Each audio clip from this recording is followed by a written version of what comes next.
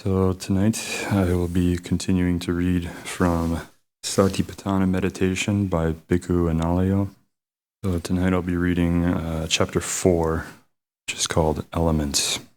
Contemplation of the four elements is the second spoke in the wheel of practice I am presenting here. Here are the relevant instructions from the Satipaṭṭhāna Sutta.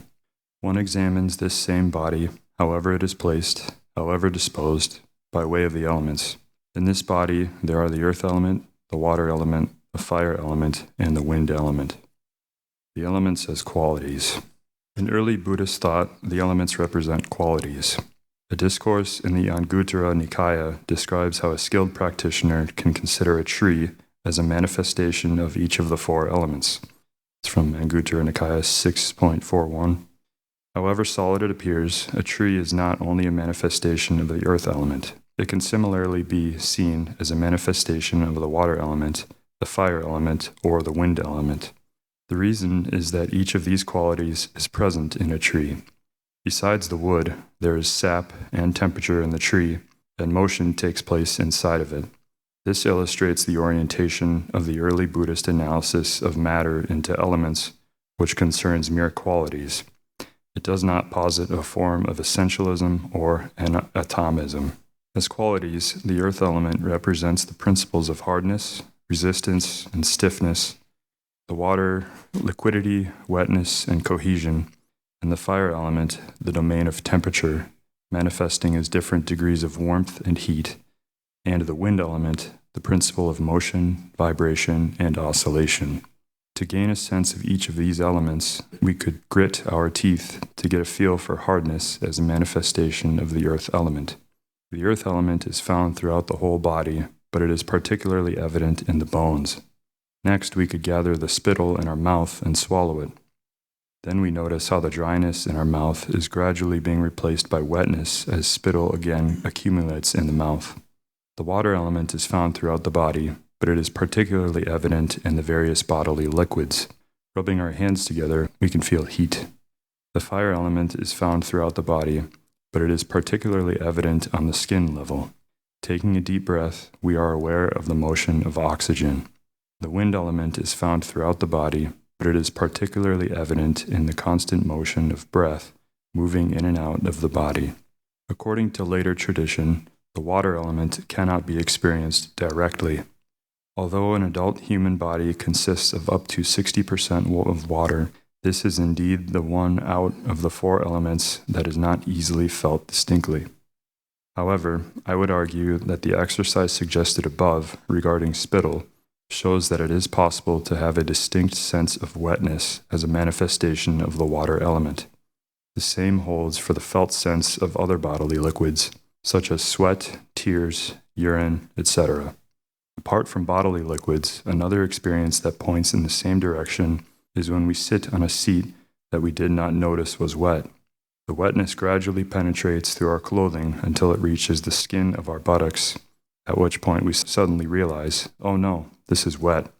I take this as a direct experience of the water element. In a wider sense, the water element stands for the principle of cohesion. This can be related to the formation of hydrogen bonds between molecules. Hydrogen bonds also occur in proteins and DNA. This makes it, indeed, seem meaningful to view the water element as exemplifying connectedness, the bonding together of things as opposed to their falling apart. Wet clothes stick to the body, wet paper sticks to the wall, and so on. Similar to the contemplation of the anatomical parts, in the present case it is also not necessary to strain ourselves in order to feel distinctly each and every aspect of the manifestation of the four elements of the body. The map we are using for our practice is in accordance with reality. Matter is indeed made up of some degree of solidity, some degree of cohesion, it has some temperature, and it is in constant motion within. There can hardly be any doubt about the accuracy of this map. Since this map is in accordance with reality, it is not necessary for us to conduct sustained research in order to ascertain the correctness of this map in every single part of the body. It is sufficient for our present purposes to combine awareness of the body with the knowledge derived from this map. Contemplation of the elements could be compared to receiving a parcel meant for someone else. There's no need to open the parcel and search its contents. It is enough to look at the address label, realize that this parcel is not mine, and return it to the postman. The main thrust of contemplation of the elements is to realize that none can truly be considered mine. Just as we do not need to search through the contents of a parcel that does not belong to us, so it is with the elements. There is no need to search through the whole body for each of them. There is also no need to analyze a particular sensation in an attempt to determine which element this precisely corresponds to. The contemplation is about the four elements as together, making up the physical reality of the body, independent of how and in what way their actual interrelation manifests. It is enough for us to know that, however the elements manifest, they are not mine, they are empty of a self. The gist of the practice is simply about no longer taking the body so very personally and learning to relate to it without self-investment. A practical approach. For actual practice, I suggest using the same scanning method already employed for the contemplation of the anatomical parts. Starting with the head, we move down to the feet, contemplating the earth element. During this scan, we are aware of the whole body pervaded by the earth element, with particular attention given to the skeleton, as this is the most prominent manifestation of the earth element. For the water element, I suggest moving up from the feet to the head, and again from the head down to the feet for the fire element, and finally once more from the feet up to the head for the wind element. Each time we are aware of the whole body being pervaded by the respective element. At the same time, we might note that the water element is particularly prominent in the bodily fluids found in the fleshly parts of the body. The fire element is quite evident on the skin level, as this part of the body is specifically sensitive to temperature. The wind element is especially noticeable in the process of breathing. As we practice in this way, the body scans for the elements build on the scanning done for the anatomical parts. To some degree, the elements earth, water, and fire correspond to the earlier distinction of the body's anatomy into bones, flesh, and skin. The difference is that during the earlier practice, there was a stronger focus on the bones as standing out prominently against the rest of the whole body. When contemplating the earth element, the bones become a considerably more integral dimension of the whole of the body. The same holds for flesh and skin. In addition to these three, a new aspect of practice enters the scene with the wind element, representing any motion of or in the body. Motion manifests with particular prominence in the breath. Just as skin, flesh, and bones, in a way, build a bridge from the anatomical parts to the elements, so too the breath builds a bridge from the elements to the third body contemplation, to be taken up in the next chapter. Regarding the experience of breath, I recommend that each practitioner decide where and in what manner the breath can most readily be felt. Some prefer to note the process of breathing through attending to the sensations below the nostrils and above the upper lip. Others prefer the inside of the nostrils or the back of the throat. Others aim at the movement distinguishable in the chest area or the rise and fall of the abdomen. Still others prefer to be aware of the breath without focusing on a specific location. For the mode of practice that I present here, it does not matter at all. Whatever works best for us to get a clear sense of the distinction between breathing in and breathing out is the right way to proceed. The only point to be kept in mind is that the breath is best experienced as part of an awareness of the whole body. It should not become the object of an all-out focus on the breath alone. Besides the process of breathing, the impact of the element wind also becomes apparent when we notice slight motions of various types taking place in the body. On a subtle level, the body is in continuous motion, and most of this happens without our conscious intention. In fact, usually we do not even notice it. This discovery already serves as a pointer to the main insight dimension of contemplation of elements, which is the empty nature of the body. When shifting from sitting to walking meditation, the earlier cultivated awareness of skin, flesh, and bones during walking could be continued, viewing each as a prominent exemplification of the first three elements of earth, water, and fire. The fourth element of wind naturally becomes evident in the very fact that the body is now moving rather than stationary, whereas contemplation of the anatomical constitution of the body during walking meditation is in particular concerned with non-attachment. With the elements, attention instead shifts to the empty nature of the walking experience. We train ourselves to let go of any identification with the walking body. The gist of such practice could be summed up with the injunction, walk without any notion of a walker. The simile. The purpose of contemplation of the elements finds illustration in a simile in the Satipaṭṭhāna Sutta, which proceeds as follows. It is just as a skilled butcher or a butcher's apprentice who, having killed a cow, were to be seated at a crossroads with it cut up into pieces. It is remarkable that the rather challenging exercise of deconstructing the notion of bodily beauty through contemplation of the anatomical parts uses the comparably soft illustration of a bag full of grains. In contrast, the present exercise comes with this gruesome depiction of a butchered cow. Given the high regard afforded to cows in ancient India and the emphasis among practitioners like the Jains on not harming any living being, the example seems intentionally shocking. The implication of this simile becomes particularly evident in the Anagarika Agama parallel to the Satipaṭṭhāna Sutta. This version describes how, once the butcher has cut up the cow, he sees various parts of the cow as, these are the feet, this is the heart, these are the tendons, and this is the head. In other words, what earlier for him was a cow now has become pieces of meat for sale. Presentation in the Anagarika Agama parallel is in accordance with the understanding in the Pali commentary. Just as the butcher cuts up the cow into pieces of meat, in the same way we can butcher up clinging to a sense of selfhood and cut it into pieces. I take it that the strong nuances conveyed by the simile are intended to drive home the need to carry out this practice to its successful completion. Clinging to a solid sense of self is in fact the main culprit responsible for a broad range of problems and afflictions. The task is to leave behind the notion of my body as a compact unit that can be owned and that is substantially different from other bodies. Instead, it is to be seen as just a combination of the four elements, similar in this respect to all other manifestations of matter. The empty nature of matter. All forms of discrimination based on gender or race can be butchered by attending to the elements. We are all composed of these same elements. Once this is realized, material distinctions between human beings are revealed to lack any true substance. According to quantum physics, this body is for the most part just empty space.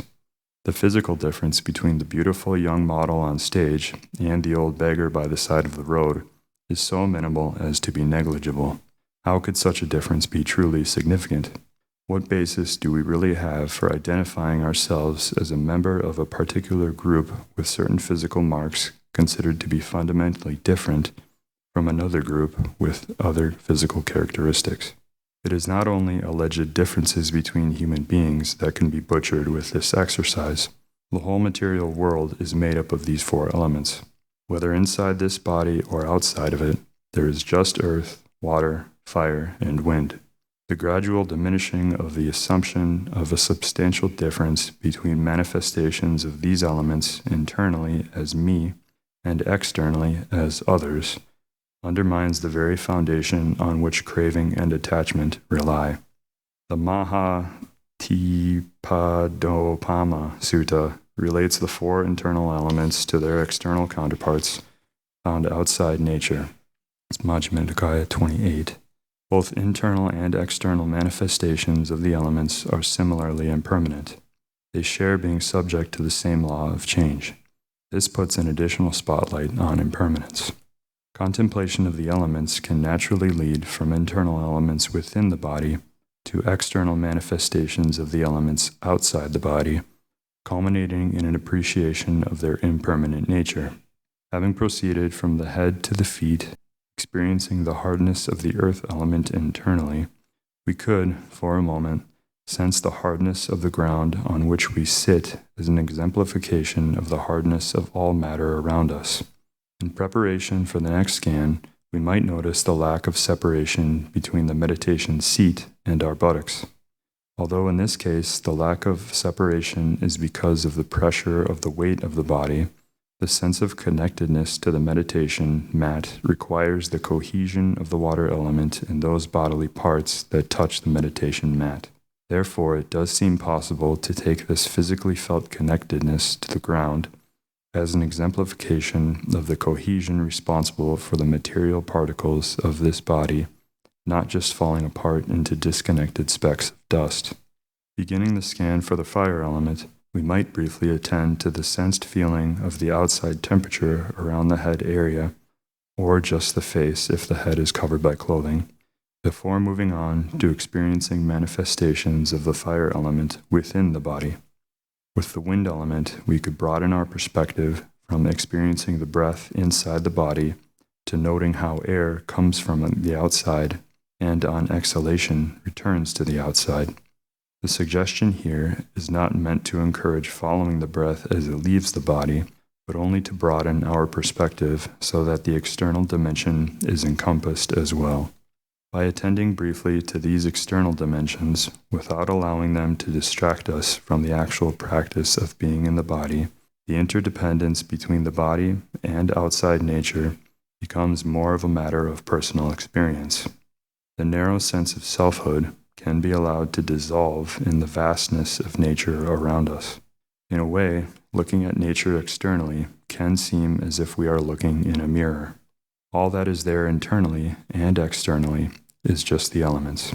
We learn to overcome the limitations of our confined sense of bodily identity by becoming part of something larger. The body is just part of nature. It is made up of these four elements, just like the rest of nature outside. This body does not really belong to us. It belongs to nature. It has been borrowed from nature, and it will eventually return to nature when the four elements fall apart at the time of death. Our existence is entirely dependent on the outside world, and both are merely changing processes. The division we tend to create between the elements in the body as something I am, and manifestations of the elements outside of this body as something substantially different from what I am, is being put into question.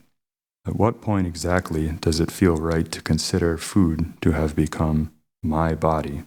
Is it when I have it on my spoon, in my mouth, when I chew, or when I swallow it?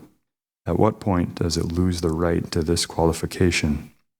When it leaves the stomach, when it proceeds from the small to the large intestine, or only when it is excreted? Moreover, the assumption to believe we are in control, evident in the tendency to seek to own material things, is similarly being questioned. In truth and fact, the elements are not something we can fully control or permanently own. The sense of being different from outside nature, in combination with the conceit of ownership and control, is the chief culprit for many a problem. The destruction of the natural environment, pollution, and climate change have acquired dimensions that threaten the very survival of the human race. It is high time for us to realize that we cannot continue to live in this way. Contemplation of the elements can make a substantial contribution towards deepening this realization. The elements inside and the elements outside are not different in principle. They are part of one single continuity. It is our responsibility to take care of nature outside just as much as we take care of our own body. Contemplation of the elements offers a convenient entrance into what could be considered the most central dimension of insight into early Buddhist thought, not self, anatta. The same could alternatively be captured with the term empty, in the sense that everything is empty of a self. The term self, in such contexts, can be misunderstood. The statement that there is no self does not mean that there is nothing at all. Self, here, refers to a permanent and substantial entity, something that is able to exert complete control. Such an entity cannot be found in any aspect of experience. This is what emptiness in early Buddhism is about. Actually, emptiness in early Buddhism is about being empty of something. The body is empty of a permanent self that is in control. That is precisely why the body is not always the way we want it to be, and why it becomes sick and eventually passes away. The denial of a permanent and self-sufficient entity differs from the use of a term like oneself. This can be clarified with contemplation of the four elements. We know from quantum physics that matter is ultimately just energy, processes interacting with one another in a large amount of space. There is nothing substantial or permanent. Everything is just a constant flow and flux under the influence of causes and conditions. Yet this does not mean that we can just walk through a wall.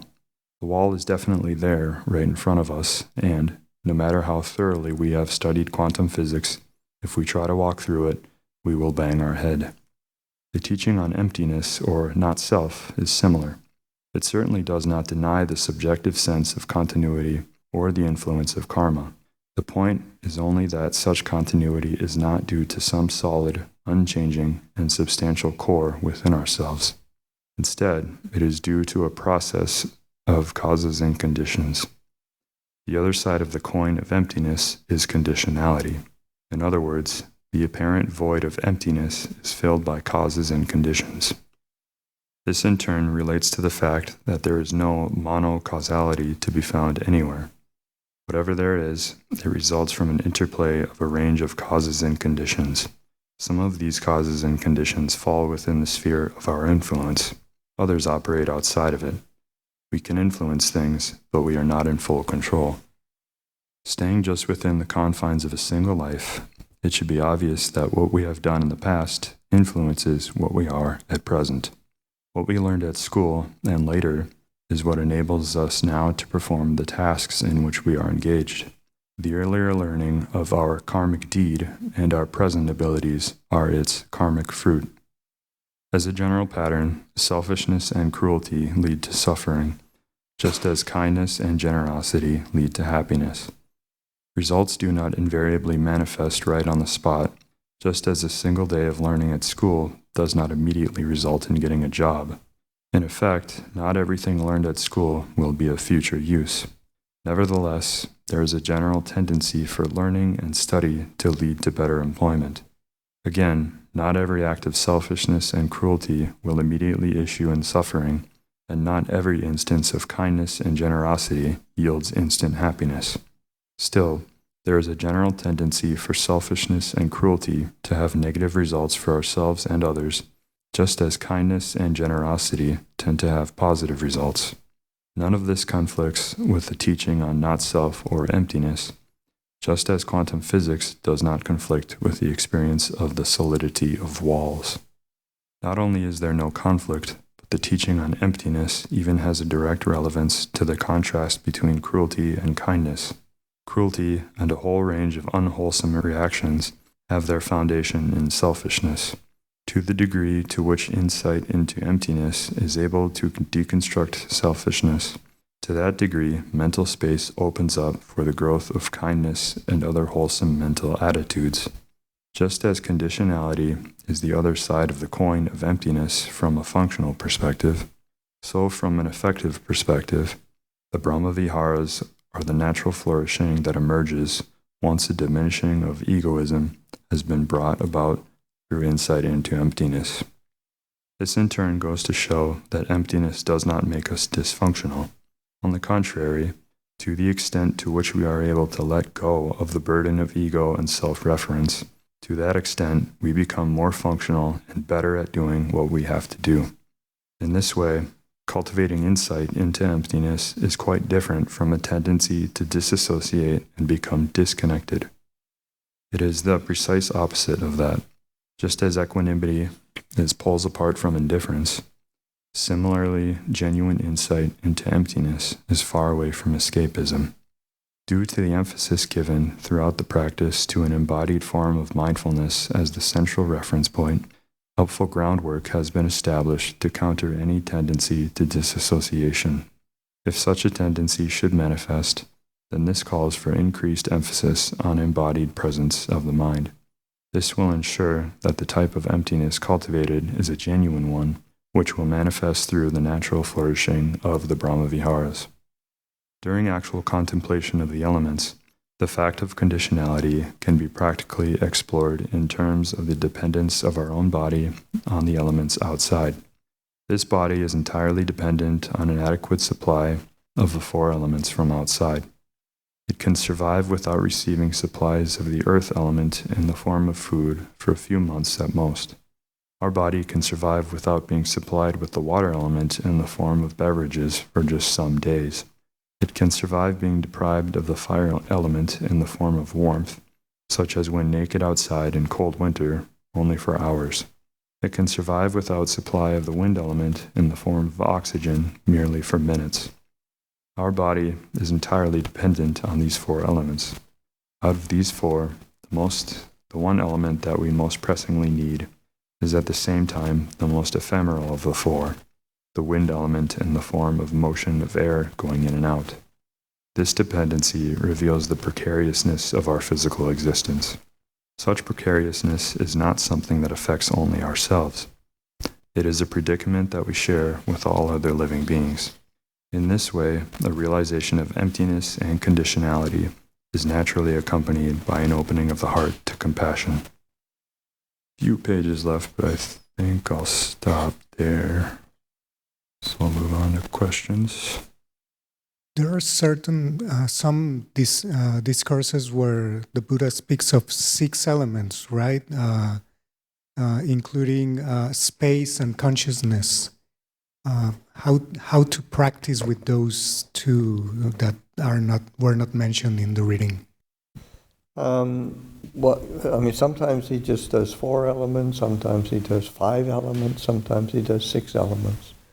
So it's like, because elements are your, so just your fundamental building blocks of existence. So the space element is the just what's empty of that. So like, and the Buddha gives like in terms of because there's special in connection with the body, just like the space in the holes in the ears, in the nose, the mouth, the digestive tract. These are have some space. Otherwise, they wouldn't really function very well. And consciousness is the underlying ability just of this quality of to know, and to so that that's it's like a baseline of human existence, that there is a fundamental building block of consciousness in order to be able to be aware or sentient. And then it goes off into the various sense consciousnesses. There was a layman who was Englishman, who he was the head of, he was like the president of the English Sangha Trust, who invited Ajahn Chah to establish the branch monastery in England. And he related this to me himself. We were talking, and he said he asked Ajahn Chah, why did he put so much emphasis on the meditation on Buddho, and so much, because Buddho literally means the one who knows, or in Thai it's sort of the one who knows, the one who is awakened, the one who is bright.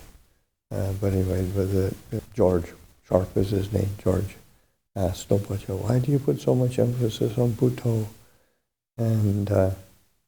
And Ajahn Chah, all he answered was, Namo Vijnana Dhatu. It's just sort of this homage to the element of consciousness, sort of how to connect with.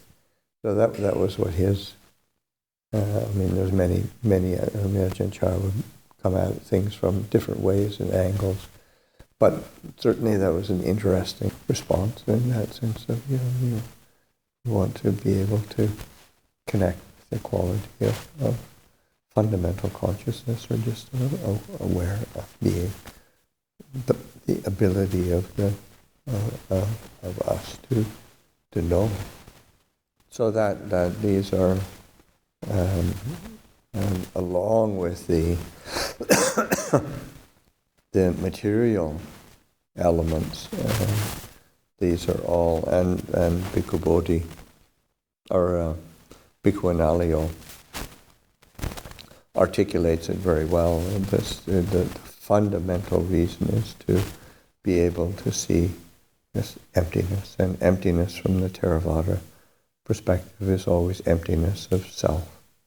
It's not like a metaphysical emptiness. It's a very functional emptiness, emptiness of self, of this quality of anatta. How should one contemplate the emptiness of self in meditation? How should someone contemplate emptiness if it's, not just the elements, but in your words? Well, I mean, that's a good doorway in, is the, or certainly has been for me anyway, just the sense of these fundamental elements that we seem so basic, but then there's, you can't sort of establish a sense of this is me, this is mine, this is what I am. You can say, oh, I am the earth element. It's a function of nature. It's like you can't claim possession over it.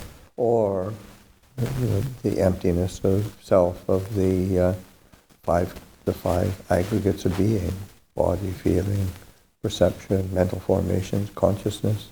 There's no, once you start analyzing it and reflecting on it, there's no substantial grounds to assume a solid sense of this is me, this is what I am, this is myself. And the aggregates of being, and the 6 sense bases, body, mind, internal, external, it isn't there. Or do you find it there? I guess what I'm asking is is there a reasoning that feels clear to you that there is no substantial grounds for self in the aggregates or the 6 sense bases? No substantial grounds for? For substantial self in the aggregates or in the 6 sense bases? Oh, the reason is that because whatever you assume to be, you have ownership over, you're going to be separated from. And anything that you're going to be separated from, you're going to, if you try to control it, it's not going to, you can't do that. It doesn't follow your wishes. It doesn't follow your preferences. In fact, it doesn't actually care about you at all. It's just being able to put all that aside and be able to live in a sense of harmony or unity with what the true nature of things actually is, as opposed to how we would like it to be, how we want it to be, how we fear it's going to be. Because that's what pretty much all of our conscious existence is that's what we get concerned about. And then I find it natural to arise in my head, like why or how do I practice right effort, kind of like that Ajahn Sona reading that was here? With right effort, right effort is how to bring the mind to a place of, you're looking at the quality of the mind in the sense of what is wholesome, what is skillful, what is beneficial, what brings the, say, positive fruits of the practice, and of course its opposite, what's unwholesome, unskillful, unproductive, not very useful. And so then that is what one's effort is, and however one achieves that, because sometimes it's through application of energy, sometimes it's through relaxing. Sometimes it's like Ajahn Chah said, I remember one time he said, you have to learn how to, you have to learn how to be a mathematician. So don't just add all the time, or don't just subtract. Learn how to add, subtract, multiply, divide. Thank you. I find it a little bit confusing when there's like a truth in the fact that we can influence the actions that we take and even the attitude we have, but then when you do look at it, it really doesn't seem like you have control. You know what I... Well, I mean, we have limited control. We don't have the control to make it follow our desires. What we can do is we can establish a sense of attention and right effort so that we can say what you're doing is moving the experience so that it's of, say, a benefit. To say lack of control, it doesn't mean you can't. I mean, there's the whole point of the law of karma is that there actually is skillful action and unskillful action. There is the fruits of action, and there's beneficial fruits and there's not beneficial fruits. And wisdom is being able to discern between the two.